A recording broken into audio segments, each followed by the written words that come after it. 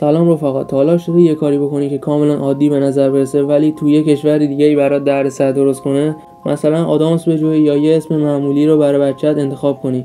تو این ویدیو قراره با 10 تا از عجیب ترین ممنوعیت‌ها تو کشورهای مختلف آشنا بشیم که باورش برات سخته. اگه تا آخر ویدیو همراه من باشی، مورد شماره 3 واقعا ذهنتو منفجر میکنه.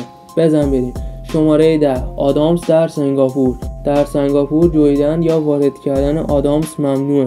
از سال 1992 به بعد دولت برای جلوگیری از آلودگی خیابون‌ها این قانون رو گذاشت. اگه آدامس پزشکی نباشه، مثلا برای ترک سیگار حتی نمیتونی واردش کنی.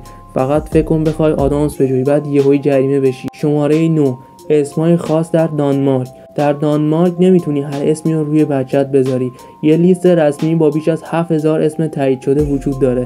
اگه اسم دلخواه تو لیست نباشه باید از دولت مجوز بگیری.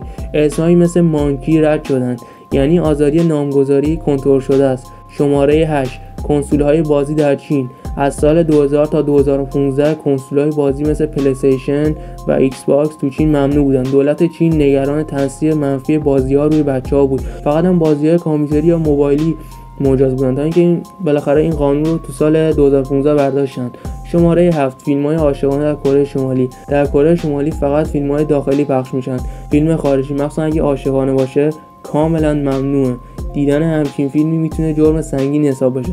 تازه این فقط درباره عشق نیست، درباره کنترل ذهن مردمه. شماره 6، پنیر راکفورد در آمریکا. این پنیر فرانسوی خوشمزه به خاطر باکتری خاصی که داره سالها تو آمریکا ممنوع بودش. اسم باکتریش هست پلیسینیوم راکفورد که باعث کپک آبی میشه. بالاخره با تغییر قوانین وارداتش آزاد شد، ولی هنوز بعضیا حاضر نیستن امتحانش کنن.